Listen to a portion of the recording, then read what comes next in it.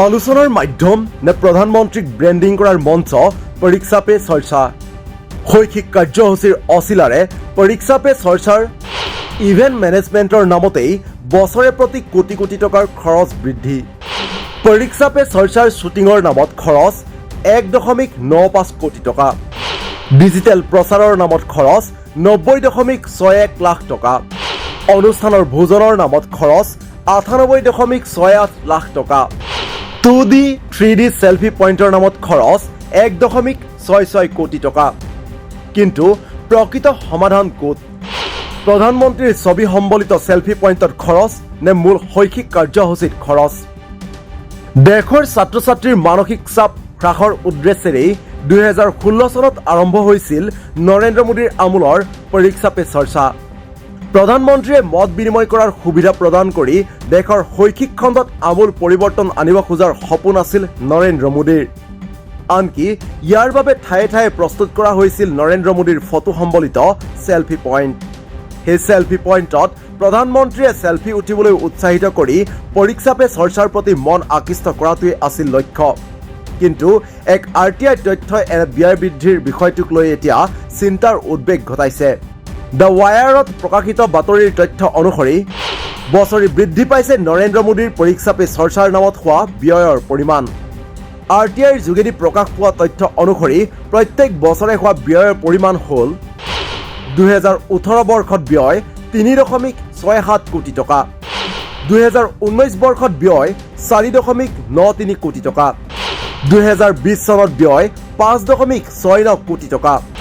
2021 চনত ব্যয় 6 কোটি টকা 2022 চনত ব্যয় 8.61 কোটি টকা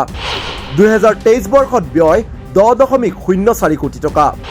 2024 বৰ্ষত আনুমানিক ব্যয় 13.55 কোটি টকা 2025 চনত ব্যয় 18.82 কোটি টকা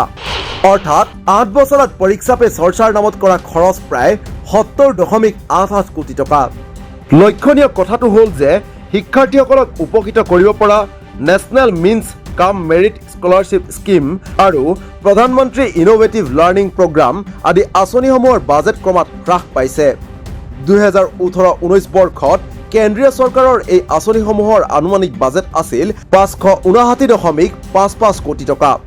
পৰীক্ষা পে চৰ্চাৰ নামত ব্যয় বৃদ্ধি পোৱাৰ বিপৰীতে শিক্ষাৰ্থীসকলক প্ৰকৃততে উপকৃত কৰিব পৰাকৈ এনে শৈক্ষিক আঁচনিসমূহত 2025-26 চনত 429 কোটি টকালৈ হ্ৰাস পাইছে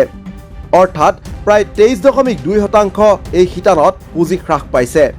ইয়াৰ উপৰি পুঁজিৰ অভাৱৰ কাৰণে কেন্দ্ৰীয় চৰকাৰে সুবিধাবঞ্চিত সম্প্ৰদায়ৰ প্ৰায় 60% ছাত্ৰ ছাত্ৰীৰ বাবে বহিৰাজ্যত অধ্যয়নৰ বাবে বৃত্তি বন্ধ কৰি দিছে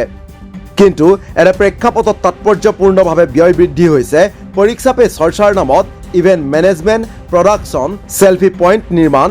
ভোজন ইত্যাদিৰ নামত দ্য ৱায়াৰত প্ৰকাশিত বাতৰি অনুসৰি 2023-24 বৰ্ষত সমগ্ৰ দেশত 1111টা সেলফি পয়েন্টত জিএছটি বাদ দি মুঠ খৰচ হৈছিল 2.49 লাখ টকা এইদৰে এতিয়া পৰীক্ষা পে চৰ্চাৰ বিভিন্ন শিতানত প্ৰতি বছৰে খৰচৰ মাপ বৃদ্ধি পাই গৈছে মন কৰিবলগীয়া যে আৰটিআই এক প্ৰশ্নৰ উত্তৰত কোনটো সেৱাৰ নামত কাক কিমান ধন দিয়া হৈছে তাৰ বিল বা চালান দিবলৈ অস্বীকাৰ কৰে বিভাগীয় কৰ্তৃপক্ষই